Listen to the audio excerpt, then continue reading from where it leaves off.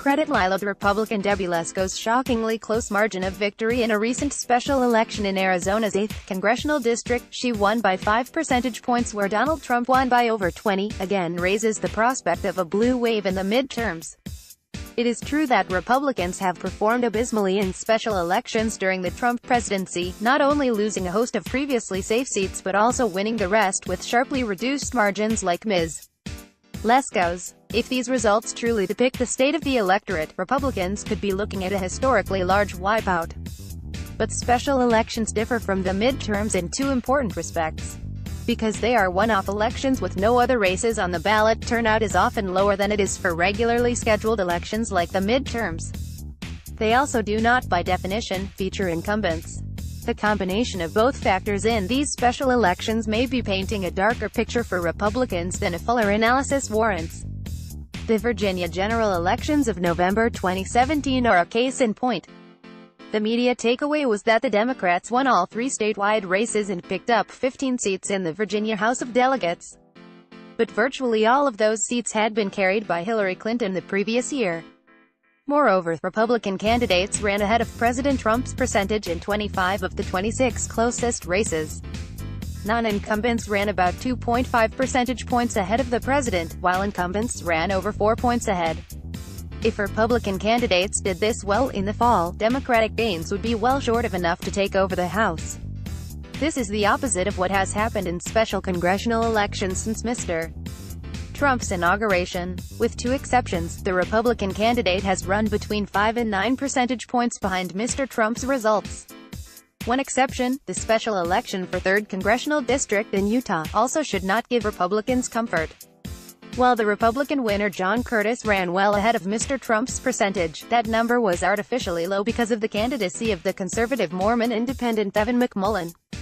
Mr. Curtis ran 19 percentage points behind Mitt Romney's percentage in 2012. Even when the votes from two conservative minor party candidates are added, the combined Republican-conservative vote was 7 percentage points lower than Mr.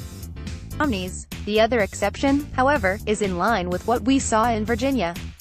The Republican Karen Handel, in a special election in Georgia's 6th Congressional District, had been a local and statewide official for over a decade before her House campaign. She had also twice run for statewide office, carrying the areas in this district in both races. She was not an incumbent, but voters throughout the district knew her and had previously supported her as they would an incumbent. Despite her Democratic opponent, Jon Ossoff, spending a record $31 million against her, she prevailed relatively easily, winning by 52 to 48%. More important, she ran about 3.5 percentage points ahead of President Trump's showing in that district, in line with what we saw incumbents do in the Virginia elections. These observations suggest that the race to control the House is still one that Republicans can win. Republican-held congressional seats that Mrs. Clinton carried where the incumbent is not running, such as Florida's 27th, are almost certainly lost.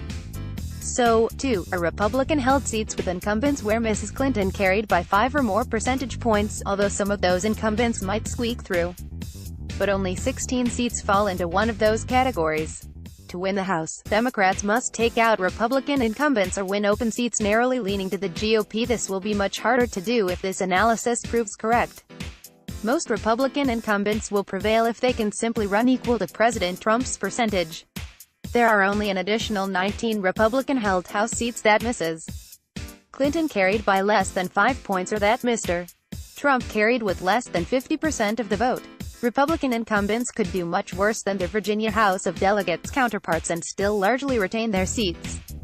That in turn would mean that either Democratic control of the House after the midterms would be very narrow or, shocking as it would be to many now, the Republicans could retain control. Incumbent officeholders do tend to run equal to or ahead of their party's presidential candidate even in terrible election years for their party. For example, 3 of the 5 Senate Democrats defeated for re-election in 2014 ran ahead of President Obama's share of the vote 2 years earlier. They lost mainly because they were representing very Republican states in a highly partisan age. Most Republican-held House seats are not in predominantly Democratic areas. As noted above, there are not enough GOP-held seats in places Mrs. Clinton carried by 5 percentage points or more, what we might think of as normally Democratic territory, to enable the Democrats to retake the House. if Republican incumbents don't retain any personal voter loyalty. However, the fall could be a bloodbath for Republicans. 4 incumbents represent seats that Mr. Trump carried with less than 55% and with less than a 10 percentage point margin in 2016.